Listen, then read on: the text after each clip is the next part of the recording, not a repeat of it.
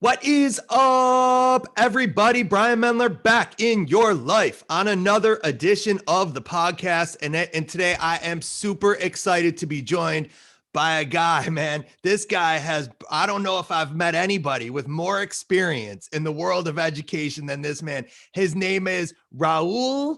Oh, man, I'm going to butcher it out. Go ahead. You got to tell me it. Hinojosa. Did I get it? Yeah. Raul Hinojosa joining me from the great city of San Antonio, Texas. What's up, man? How you doing? I'm doing great. How about you? I'm doing well. So it's good to see you. And we had a chance to chat, informally a couple weeks ago. And, you started telling me just about your career in education. And I was so fascinated by it that I thought, if I'm fascinated by it, then a lot of my listeners have to be fascinated by it. So why don't you start off just by telling everybody kind of who you are, what you do, and maybe a little bit of why I'm so fascinated. Sure. So I would say I would describe myself as an international educator, a world traveler, and just a champion for students. Never in my wildest dreams did I ever think I'd be an educator. Got my degree in economics and moved into education through the alternative certification route. And now I've been educating, students, teachers, parents for over 32 years. Why did you not believe that you would be an educator? My life began as an expat child, born here in the US, but I lived in the Dominican Republic. And we traveled extensively as a family, when I was a child. And so I just thought, I'd definitely be like an international businessman or something like that. What was it? Was it hard growing up, traveling a lot? And were you going from school to school to school? I would, yes and no. From pre-K through 12th grade, I was in 7 different schools. So what that does for a young person, it either is going to make you very much of an extrovert, or it's going to really shut you down and just kind of terrify you. Fortunately, I'm pretty outgoing, and my parents are too, but it was great to be able to see other countries and other cultures, and learn in different systems. So anyway, I've been fortunate enough to have worked in public schools, charter schools, private schools, as well as internationally for 7 years. So don't know what I want to be when I grow up, but for now I'm having a blast. I hear you. So I'm curious, like when you were a kid, what's one place that stands out where you live that kind of jumps out where you're like, this was a really cool place and I loved it? So we lived in the Dominican Republic in the 60s. And so in the Dominican Republic, it was still, in those years, it was still pretty much, virgin beaches and everything was unspoiled. There was nothing American, not fast food restaurants or anything like that. So it was just really a beautiful place to live, and it was a great, peaceful time. So that was pretty exciting. Nice. And I'm just curious, what other countries did you live in as a kid? We were in Mexico and the Dominican Republic mostly as a child, but doing a lot of traveling. But it was mostly when in my adulthood that my wife and I had a chance to live in the Middle East and in the Republic of Kazakhstan and in Costa Rica. It was just great. And you were telling me that you worked in all of those places, correct? Correct. So tell about that a little bit. So we waited until our kids had graduated from high school and were well on into university. And my wife and I decided, okay, we're empty nesters. Let's go ahead and have an adventure. And so I had already worked in public schools and private schools here in the US and had a really cool opportunity to work for a queen in Qatar. And so we thought, why not? I mean, a lot of people were very afraid to go to the Middle East, especially after 9/11, but I went out there, interviewed, it went great, and had a really neat opportunity to work for the Qatar Foundation. And so total different 180-degree shift. All my students were Muslim, were Qatari students, and had a great opportunity to work with international teachers from everywhere, UK, Canada, India, Australia. I mean, it was just really, really amazing. So we were there for 3 years. Then after that, we decided, okay, let's just take a shift. I was an assistant director there in that country, and I was ready to be at the helm again. So I moved north to the Republic of Kazakhstan, which is up near Russia. and had a chance to work for Chevron Oil as a head of school. And so we had pre-K through 8th grade students, all of them international Chevron employees. So now I had children from all over the world. They had passports stamped with dozens and dozens of countries that they had been to. And it was just an amazing experience. So I worked there for 3 years, was able to hire teachers from all over the world. The professional development that we did was just amazing.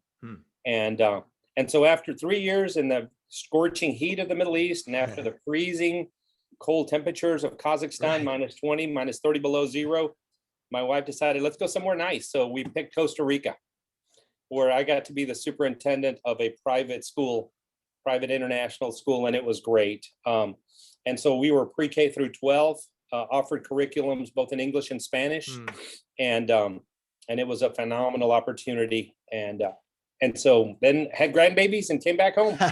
So you got to take me back a little bit. How does one in general get invited by a queen to work in that kind of environment? How does that even happen? That's a great question. So, and people have asked me a number of times, there are a couple, maybe 2 or 3 really top-notch headhunter companies for educators, whether you're a teacher or a counselor or administrator. And so you go ahead and submit to this organization, and there's a nominal fee. They do your background check, make sure you have the education, and then they're pretty much a broker and put you in contact with different countries and different organizations that are looking to hire. And so that's how I ended up with all 3 of the positions that I got. But international education is phenomenal. I mean, there's opportunities to work in, countries all over the world at different levels, whether it's public schools or private schools. And people tease me. They go, what, you couldn't find kids in America to be a principal for, or what? And I said, no, they're great. But overseas, you don't have the discipline problems. You don't have the drug problems. You don't have the fighting in schools and all of that stuff that just really interferes with the education of students. Why is that? Why don't they have those issues over there? Well, mostly it's American corporations that have their children internationally. And so they realize that it's a privilege to be there. And so nothing that they can do as a family, they don't want to do anything to jeopardize dad or mom's job. And so therefore, the focus is on education. The students know that the parents will take them on great vacations and great opportunities. And so therefore, we were able to really focus on the things that mattered and didn't have to worry about, all those other disciplinary issues. I remember you telling me when we talked that I believe it was there that you were running a school that had no budget, correct? Like it was literally, you could spend as much as you want. What's that like? It was, both places were amazing, both in the Middle East and in Kazakhstan with Chevron. I mean, unlimited budgets, unlimited. You want Macs, you want PCs, you want technology, you want, so I took, when we were in the Republic of Kazakhstan, my wife and I chaperoned a group of students to Spain. We went on a field trip to Spain because the parents had asked me, since I speak Spanish fluently, would I teach their children Spanish? I said, all right, but here's the deal.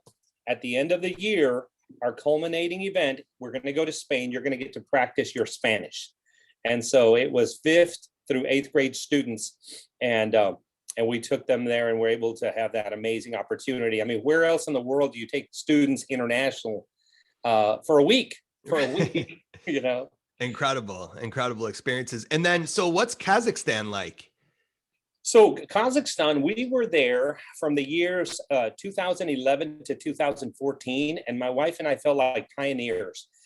It was a baby country, 17 years old when we got there.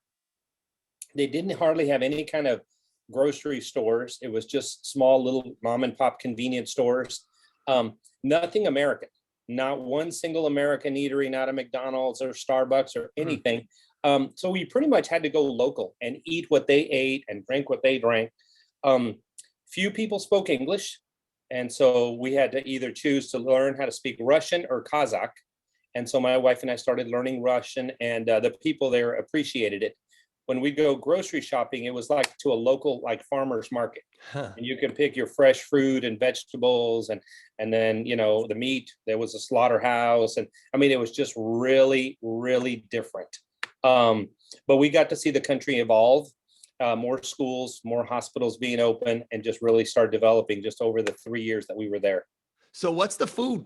So how, because I'm a huge foodie. I love food. It's actually the thing I miss most during the COVID era with not traveling so much. And by the way, I love the food where you all are down in Texas. I mean, I'm a huge salsa guy and Tex-Mex guy. So you have the best down there. But so what is it like to transition between the different foods? What was it mostly fresh stuff and healthy? Was it different than you were used to? Very different, very different. So when we were in Kazakhstan, we were near the Caspian Sea. So we had fresh fish, caviar was amazing, and a lot of Russian different foods with different cabbages and different vegetables that I had never experienced. Got to eat horse meat for the very first time, and it was a delicacy. It was at a wedding, and so horse meat is very lean, very light. It's not anything, it's not heavy like beef. So that was just really unique. In the Middle East, it was just a culmination of cultures. So we had Lebanese food, which was amazing. A lot of natural Indian foods with a lot of curry and all of that. So my wife and I are a bit of risk takers, as you can imagine. And so we enjoyed having all the different foods. We thought we had experienced hot, spicy food until we had some friends from Nigeria. And so they said, here's how it is. In the West, which is what they call all of the Americas, you all have, kind of a little bit of hot food. It's not that hot. Then you move to India and they have hot food, like on a scale of 1 to 10, that's like a 9 or a 10. But you want hot food, Nigeria has the spiciest. It's like a 15 on a scale of 1 to 10. So It was amazing. Wait. So what's the difference? Like what makes it so they use like a different kind of pepper or something? What do they do differently there? Yeah, just totally different kinds of peppers. I mean, it was crazy. And so had just a very small little, like teeny tiny teaspoonful on my plate, and it was just burning my mouth off. And then the more water I drank, it was worse. Right. So don't drink water. I was going to ask you, I wonder if they give you any tips over there I know milk is supposed to help. Is there any other little tricks they give you if your mouth's on fire? Just put more food in there. Just keep eating. Keep eating. So what was the difference in schools? Like what did you learn by being over there that you've kind of taken back with you? Is anything that you went over there not understanding and kind of coming back saying, wow, like this is something that I learned overseas? Well, it seems like, students that are overseas are a lot more aware of geography, where different countries are, and different, what the policies and the politics of different countries are. They're more aware of current events and what's happening. And then that American students, and they really seem to value education. They know, students overseas, they seem to know that that's their ticket to a better job, to a better life. And so I just, here in the US, I try to remind students, that we need to be a lot more aware of what's happening in the world, instead of just a narrow focus on what's happening in our small community or even in our state. I think that's so important just in general, because and the good news is I think the internet and the world today, it's easier to do all that, because there's just so many tools that can help show kids where things are. What about the different cultures? How were you treated by locals? Did you fit right in? Like, were they nice? Were they, what was it like? Well, I think just something that's natural, that's just natural to all people everywhere. When you smile, it just will open doors. You don't even have to say a word, but when they see that you're open to their country, trying to learn their language, even if you just say a few words, and even if you butcher them, they just appreciate that. So in the Middle East, I was well accepted and received by the students, and they were just fascinated by my wife and I. They would ask us lots of different questions, and they wanted us to dress like them. We had permission to dress in Western clothes, but they wanted us to wear the robes and the gutras, the hair dresses, and dress like them. So they were just mostly curious about our experiences and our travels and things like that. Like in the US, many of the local Qatari Muslim students had not had a chance to travel that much. They had traveled within their country and maybe once or twice to London, but they had not been to the US. And so they were just fascinated by that. But yeah, we were well received everywhere we went. And we always tried. So while we were in the Middle East, we learned some Arabic, just some basic customary phrases of good morning, hello, how are you, thank you. And then when we were in Kazakhstan, we learned Russian. And then when we were in Costa Rica, we already spoke Spanish. So that was really easy for us. One of the things that I've sort of noticed throughout my career and that I really like is that kids are kids. I always say that kids are kids, kind of no matter where you go, right? And I've worked a little bit internationally, but mostly in America. And I always say, like, whether you're, in Maine or you're in Hawaii, right? Treating kids with compassion and treating kids kindly and smiling, right? And saying good morning and good to see you and working on social skills and all of those things are, it's like the sort of the universal language for kids. And, it's interesting hearing you say that because I feel like you're saying that's also true when you push the borders of America, right? And you go international, it's the same sort of concept and mindset that, people will accept you and will be there with you and for you as long as, you number one, try, right? Try to sort of assimilate a little bit to their culture. And number two, just be kind and compassionate. And I think that's a lesson all of us can learn. Right. Absolutely. Absolutely. And that's my mantra. Treat others the way you want to be treated. So how long did you teach? What was your career in education? I started in the elementary grades. So I taught second, third, and fourth grade.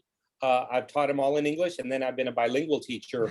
Taught them all in Spanish as well. And, as an elementary teacher, you're self-contained. So therefore,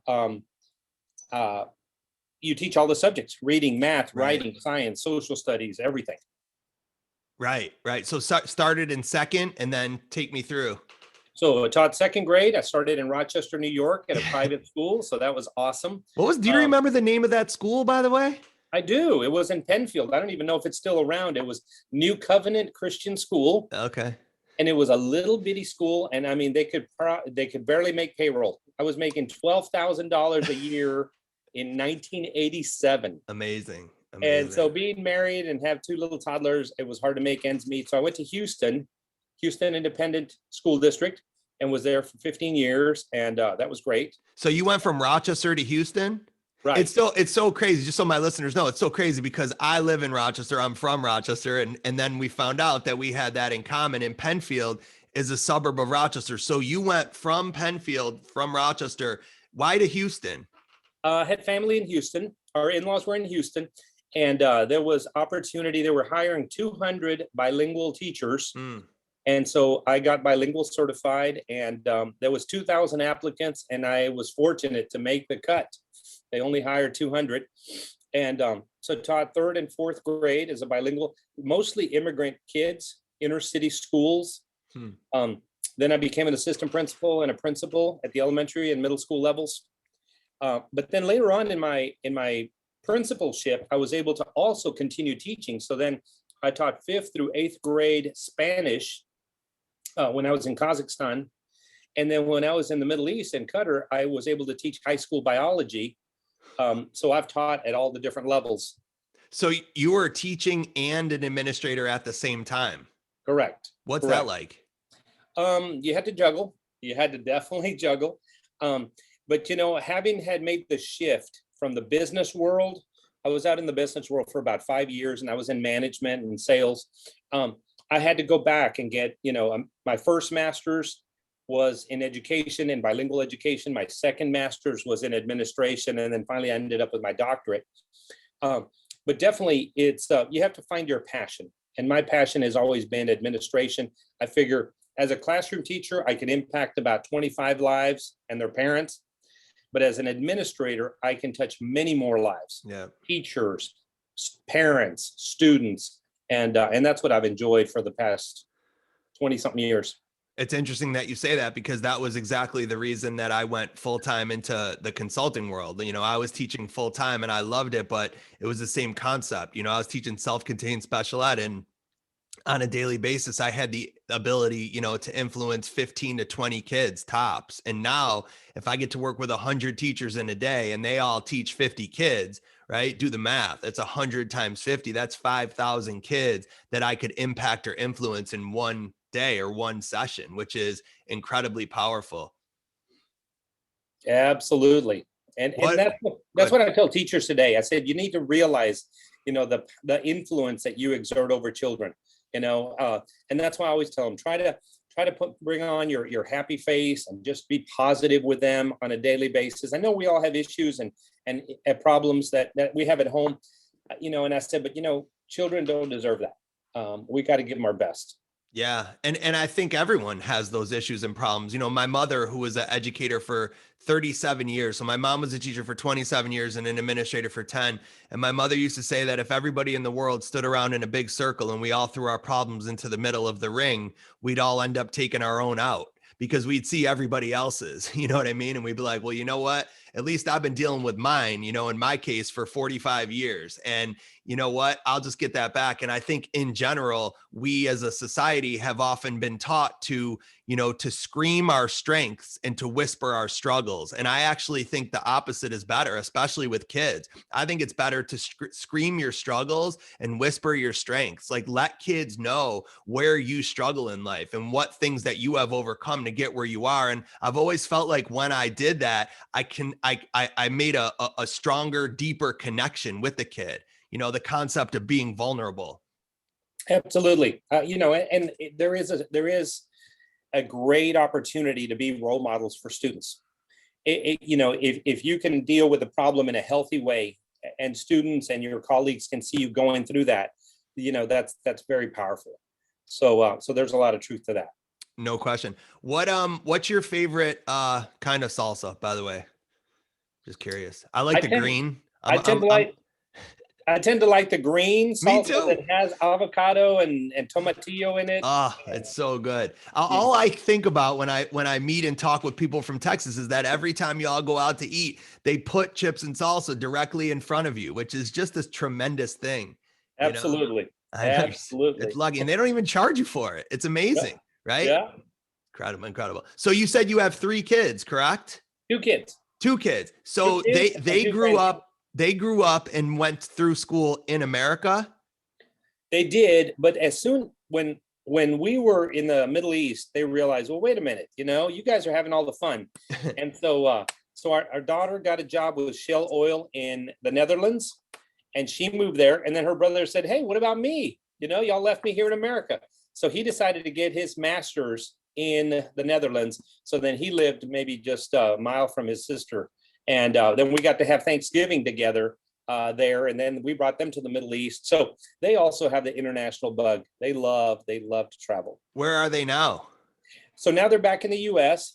Son is in Houston and daughter is in Austin, Texas. Okay. And you have grandchildren. So you're in San Antonio, which isn't too far. So you're able to see them. Correct. Yeah. So we had a nice reunion this past weekend for Easter, and it was great. We had all the kids and all the grandkids together. And so we had 4 generations under one roof. It was awesome. How cool is that?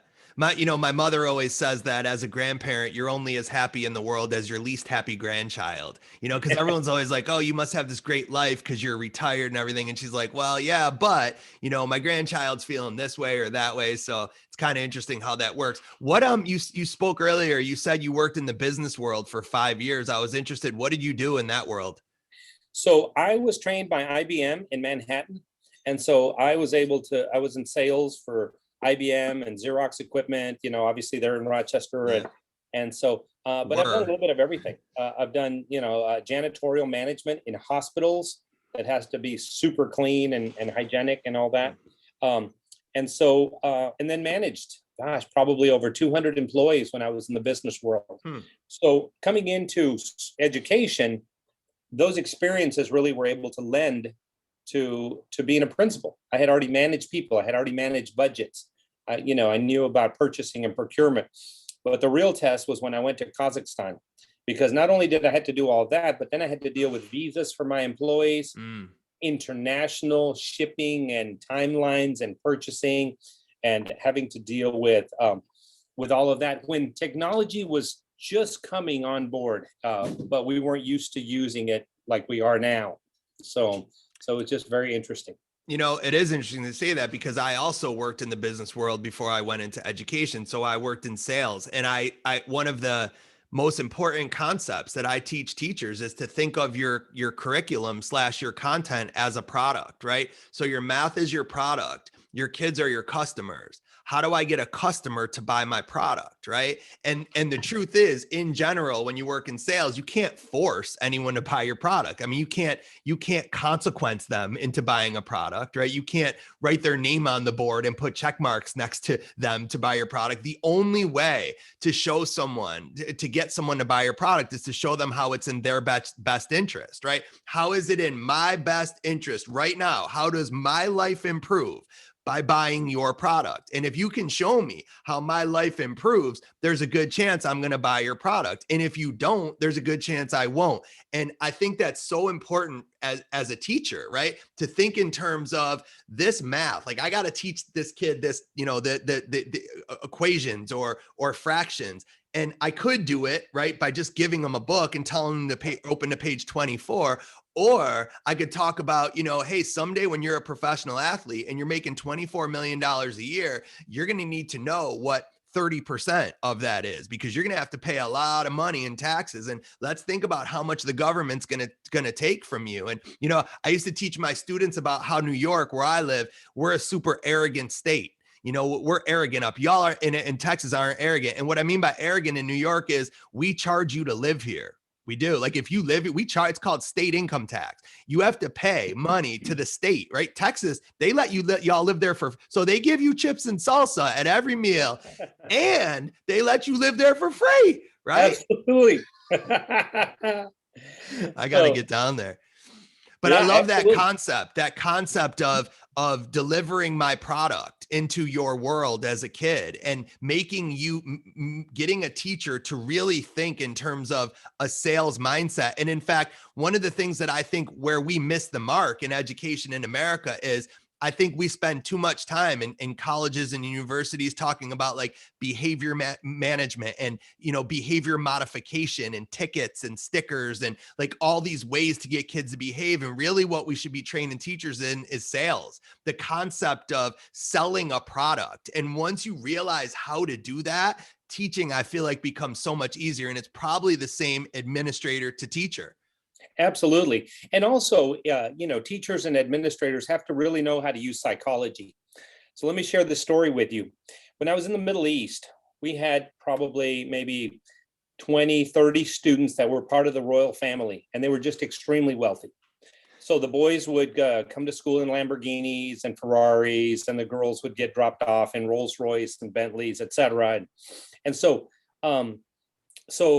those toys were really important to them. So the boys tended to skip class more than the girls did. And so I had to be very careful how I disciplined the students. So I had to use psychology, and all I had to say is, well, what would happen if I call your father and tell him how many classes you've been skipping? Do you think he might take away the car keys? Oh, no, please don't do that. You know, and all of a sudden the behavior improved. So we got to really used to drive Lamborghinis. Like, if you're driving a Lamborghini to school, like where do you go from there? Like in life, right? You're already driving a Lamborghini to school. Well, like, what's next? Exactly. You know, you said you had to tell students, you know, in math, how to deal with money in the future. So this one student said, "Sir, I don't even need school. I don't like school." And I said, "Yeah, but how are you going to survive in life?" He goes, "Look, my dad already gives me $1 million allowance." No way. He did not say that. Yes. So I had How old really was the kid? Probably about 17 years old. Oh my gosh. So you're absolutely right. I mean, where do you go from there?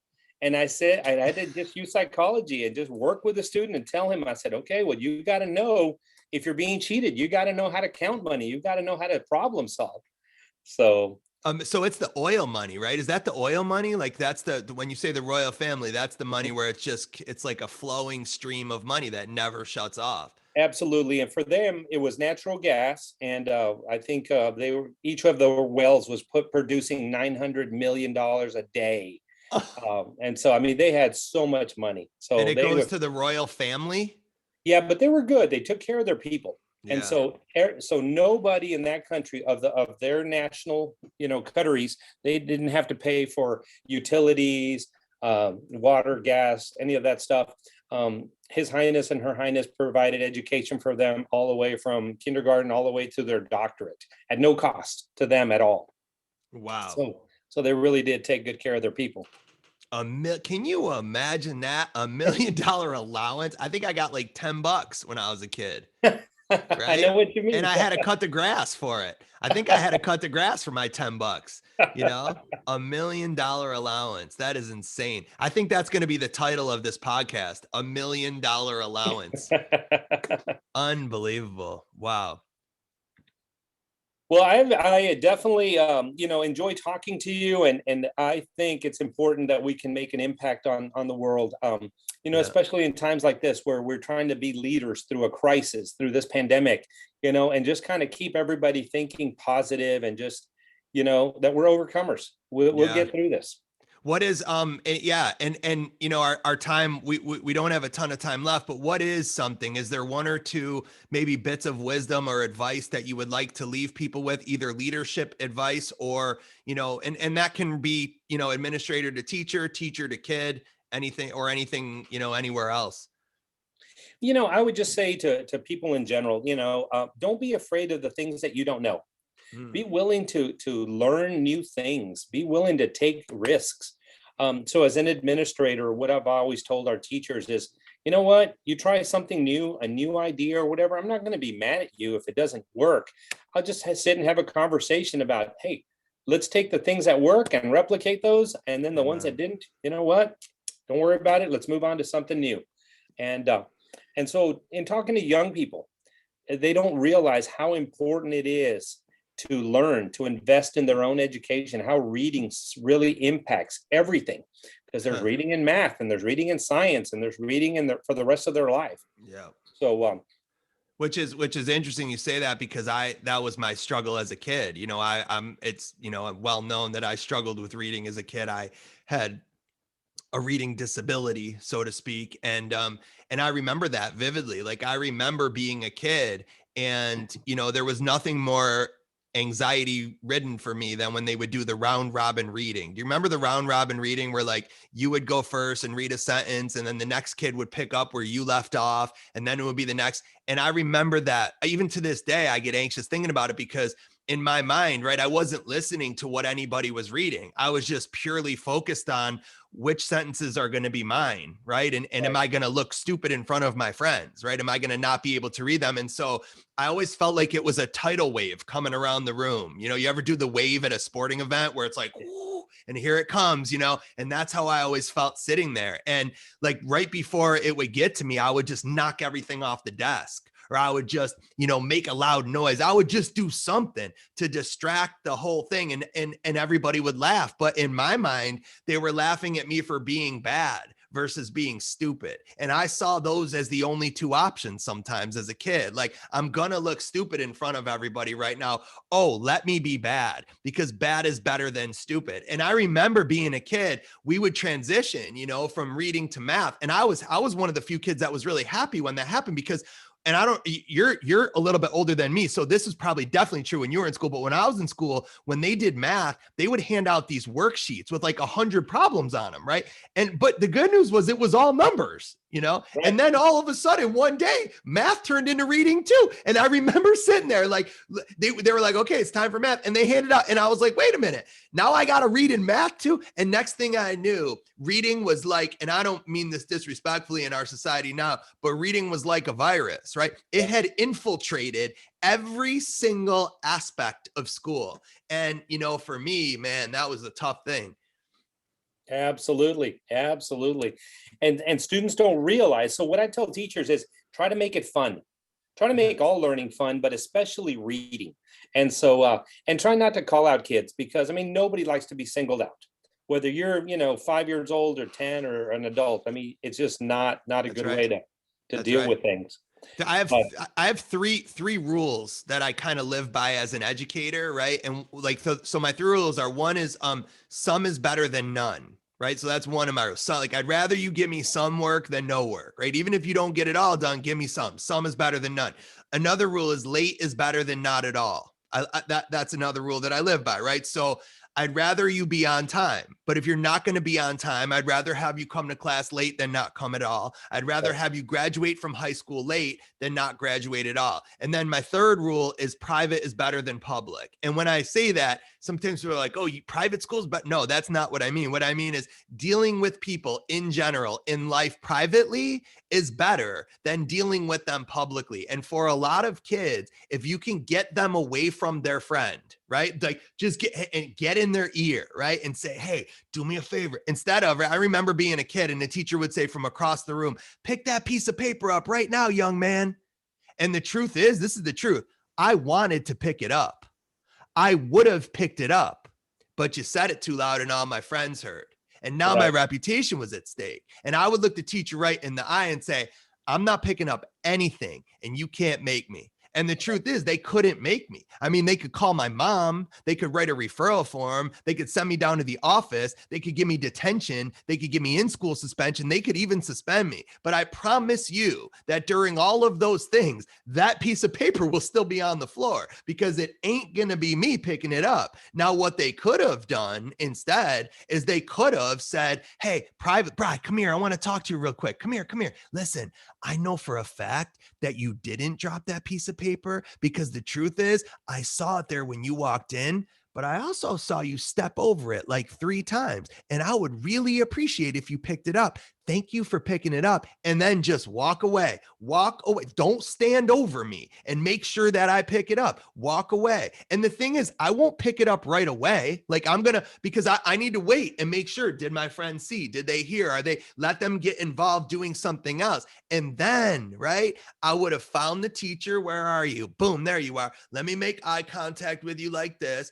I would grab the piece of paper. I would show you even, look, and I would throw it in the garbage, right? But it's all about how did you deliver that message and, doing it. And it's the same as an administrator, right? Like as a teacher, I don't want to be called out in a staff meeting in front of the entire staff. Like I would way rather have you call me in the office privately and say, Bri, here's an issue that I'm having with you, or here's an issue that I want you to focus on. Here's something I think that could make you better. And I think in general, it's just those 3 rules have been solid for me in my life. Absolutely. And for me, the number one has been respect. Always. I don't yell at students. I don't yell at teachers. I don't yell at parents.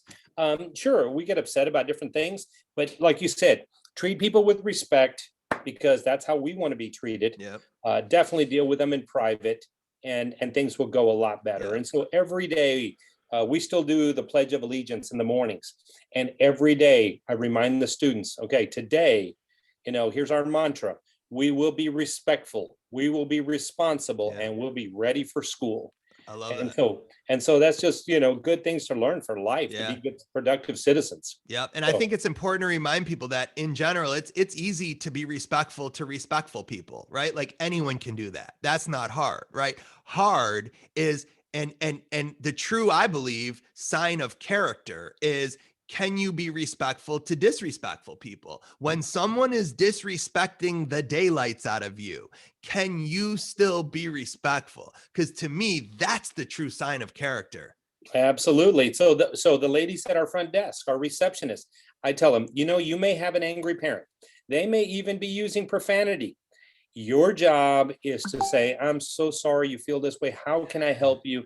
And listen to them, let them get it off their chest, let them vent, and turn around their day. I said, your smile will just totally throw them off guard and just help them have a better day. And I feel like it's the same as a teacher. I have an acronym that I like to use when I work with teachers it's called LAUD. The acronym is LAAD, and it stands for listen, acknowledge, agree, defer. And I think that's a great sort of 4-word phrase for diffusing, right? Mr. Mendler, this class sucks. Well, I heard it, right? Listen, acknowledge. Mr. Mendler, this class sucks. Whoa, whoa, whoa, whoa, whoa. I hear you. Mr. Mendler, this class sucks. Whoa, whoa, whoa, whoa, whoa. I hear you. And you know what? I'm not even saying you're wrong. I'm not. In fact, you might be right. Let's do a little math problem, kid. What's the math problem, Mr. Mendler? Do you know how many days there are in a regular school year? How many, Mr. Mendler? 180. Do you know how many lessons I teach in a regular day? How many, Mr. Mendler? Like 6? Do you know what 180 times 6 is? What, Mr. Mendler? 1,044 lessons a year. Some of them are going to suck. How could they not? How could they not, right? I mean, if you go out to eat at a restaurant 1,044 times, you think every meal you get is going to be amazing? Because I promise you it's not. And you know what today? Today you got me, kid. You did. You got me. Today was not my best effort. That said, the last part, defer.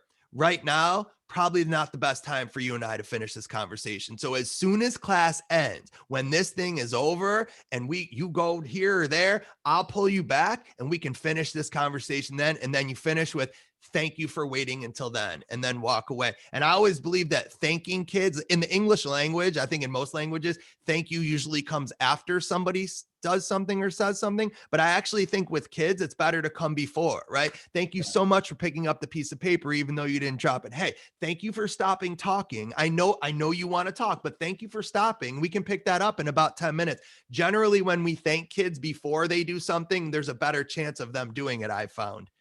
Absolutely. Absolutely. And the one thing I would just, say that I would do, because I was a teacher, like I said, for at least 10 years, is go ahead and tell the student when they're not happy with a lesson, when they say it sucks or whatever. I'm like, okay, you're right. And I'm looking out at the audience and I'm looking at all of you. You seem kind of bored. Help me. Yes. How can we make it better? Give me some input. So that way we can all have their buy-in.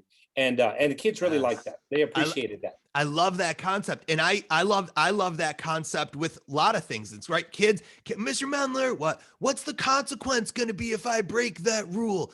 I don't know. That's a good question. I mean, what's it going to take to get you to stop calling people names? I mean, you and I both know the first 5 things I've tried this year haven't worked. Do you have any ideas for me? Like, I love when anytime we can bring a kid or Mr. Mendler, what's the homework going to be? I don't know. What do y'all think it should be? You think it should be 5 problems, 10 problems? How about I give you 20 problems and you pick whichever 5 you want? What do you think about that? I always felt like anytime I responded like that to a kid, I got a whole different level of response and engagement. Absolutely. Absolutely. We need to think that they're young people and we treat them with respect. We give them some options, just like we would like options. No and doubt. so No doubt. I think you definitely will get a lot more success out of them. We're on the same page, my man. Listen, these times go quick. I appreciate so much for you joining me. Is there any way if my listeners want to get in touch with you or reach you, do you do any social media? Are you available anywhere for them to find you? Sure. We haven't done much with social media right now. And so I'm at a brand new school now and we're turning it around. We're doing exciting things with project-based learning with this school. But certainly I don't mind if you just giving you my email address. Awesome. Throw it out there. And people can just go ahead and follow me. So it's Dr. R. Hinojosa, HINOJOSA @gmail.com. There it is, everybody. Hey, man, it was a pleasure. It was really great talking to you and getting to know you a little bit better and hearing your story. Thank you for joining me. You're welcome. I look forward to working with you some more, Brian. Same. Everybody else, don't forget to rate, subscribe, download, shout us out on social media. I appreciate you all listening. I will be back with you same time next week. Until then, I say peace. I'm out of here.